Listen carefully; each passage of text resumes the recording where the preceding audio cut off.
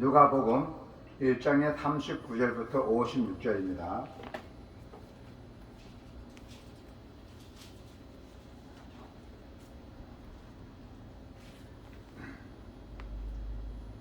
이때 마리아가 일어나 빨리 산골로 가서 유대 한 동네에 이르러 사가랴의 집에 들어가 엘리사벳에게 문안하니 엘리사벳이 마리아가 문안함을 들으매 아이가 복중에서 뛰노는지라 엘리사벳이 성령의 충만을 받아 큰 소리로 불러 이르되 여자 중에 너가 복이 있으며 내 태중의 아이도 복이 있도다.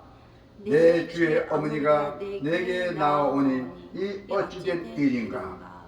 보라, 내 무난한 소리가 내 귀에 들릴 때 아이가 내 복중에서 기쁨으로 뛰어놀았도다.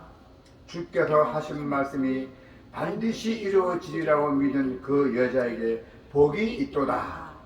마리아가 이르되 내 영혼이 주를 찬양하며 내 마음이 하나님 내 구주를 기뻐하였음은 그의 요정의 비천함을 돌보셨습니다.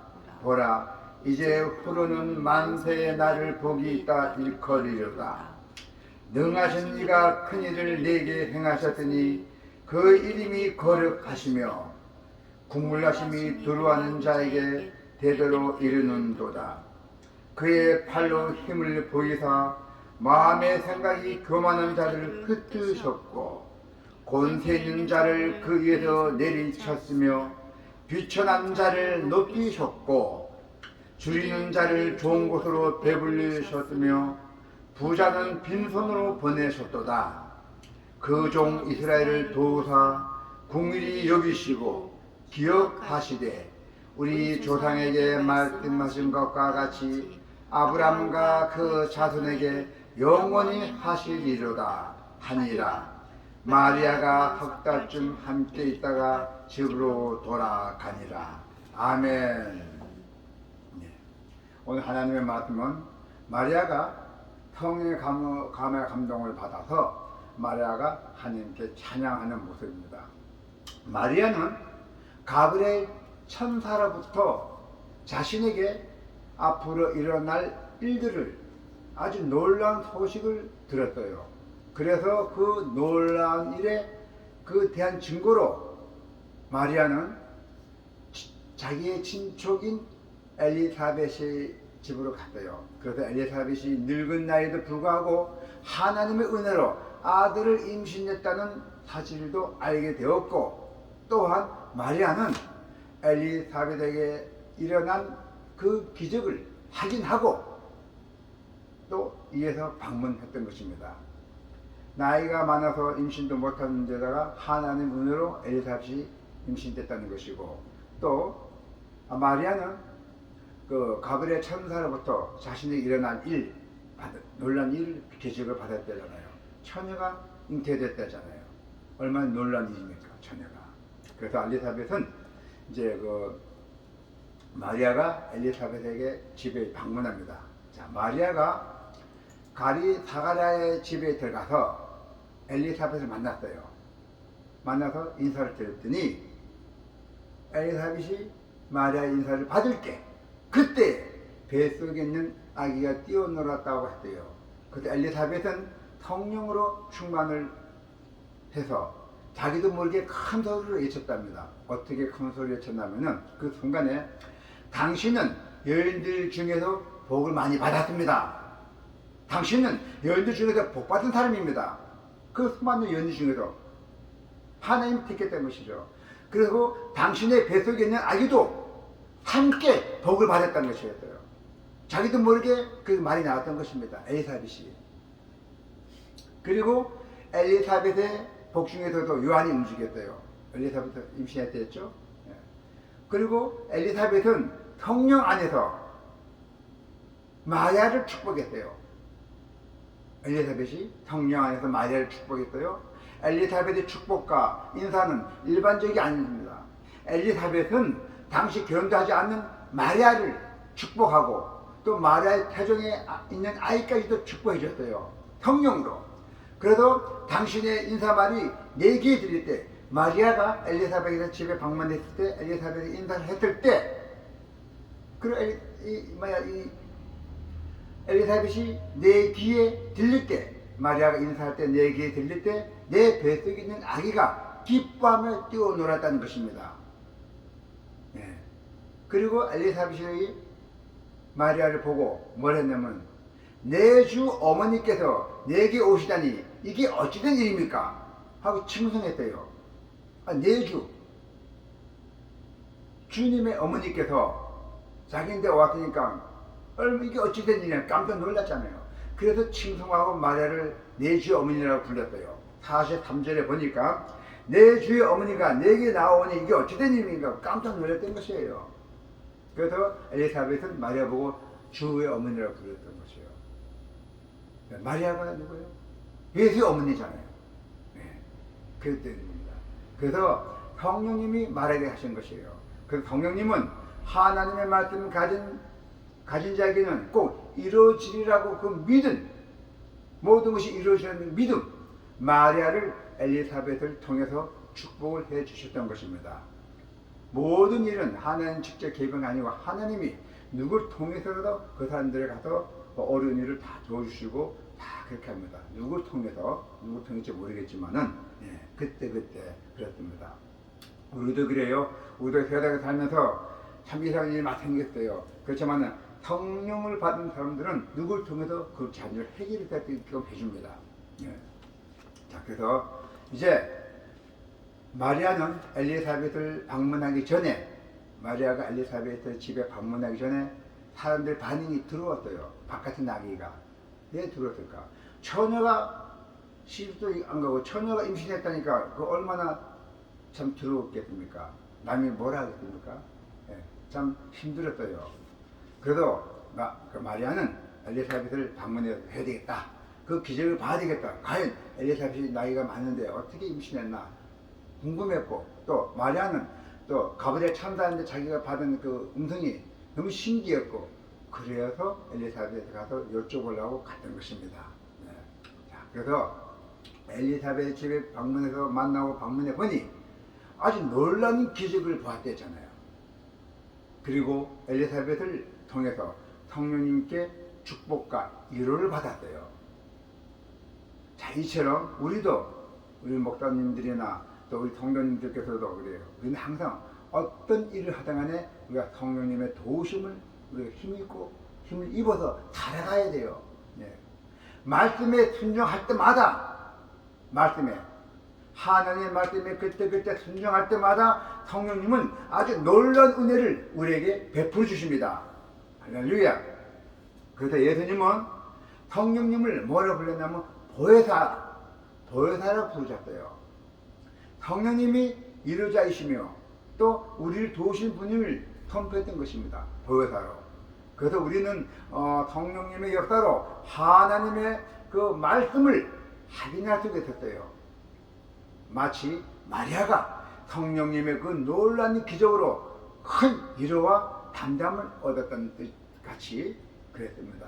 그래서 마리아는 이제 결론이 어떻게 했냐면 자기가 참 감동을 받고 너무 기뻐서 아니다. 내가 이러고 있을 때가 아니다. 내가 줄게. 내가 하나님께 내가 하나님 최고 좋아하는 영광을 돌리기 위해서는 뭘 해야 되나? 내가 찬양을 올려드려야 되겠다. 그 찬양을 올려드리기 시작합니다.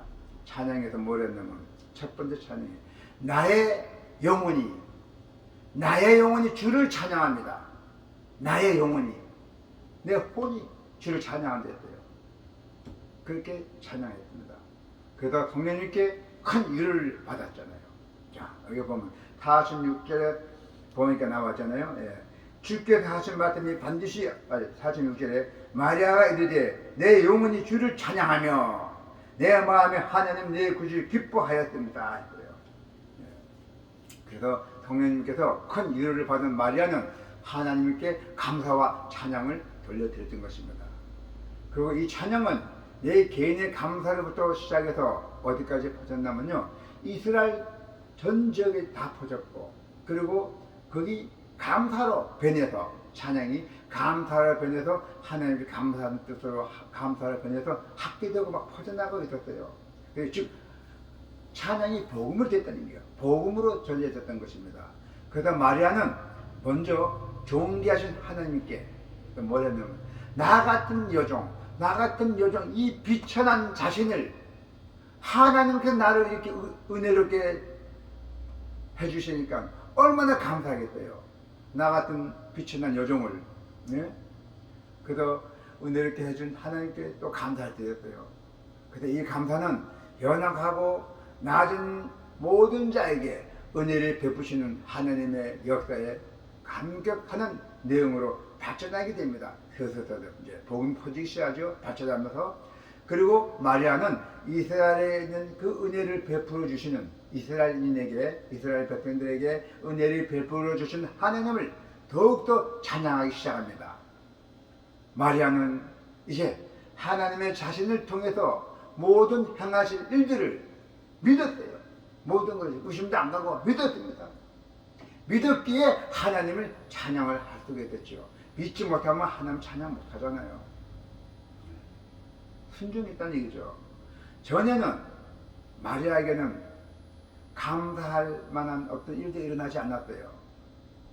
오히려 그 마리아 그녀 앞에는 놓은 일들을 보면은 전에는 두려움과 근심 걱정만 불러일으켰던 것이었어요. 전에는. 그럼에도 불구하고 마리아에게는 하나님의 말씀에 대한 절대적 믿음이 있기 때문에 하나님은 전심으로 찬양할 수가 있었어요. 자, 우리 여러분은 이제 믿음으로 살아가는 사람들이에요. 믿음으로 살아가는 사람들입니다. 그 믿음은 허위가 아니고 신실하신 하나님을 향한 것이에요. 믿음이. 그래서 우리는 믿음 안에서 살아가는 여러분은 항상 감사하게 살아가는 것입니다. 자, 이제 현실적 어려움을 감사하지 못하는 것이 아니라 우리가 앞으로 장차 이루어질 그 놀라운 일들을 감사할 수 있는 것이에요. 그래서 마리아의 찬양은 개인적 감사와 찬양으로 시작했지만은 이제는 점점 퍼져서 복음이 전해지면서 공동체적으로 퍼졌고 그 공동체 퍼져가는 감사가 찬양으로 변해가고 더욱더 퍼져나갔던 것입니다.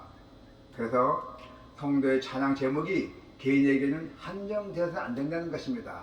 예, 모든 것 찬양이 다 퍼져나가야 돼요. 누구나 들을 수 있도록 무신론자나 뭐 교회 안 믿는 사람도 그냥 지나가서 들어, 아, 저 찬양이구나, 찬양 부르는구나, 아, 예수가 살아있구나. 그것마다 큰 복음을 전해줘요. 하나님께 큰 영광을 받는 것입니다.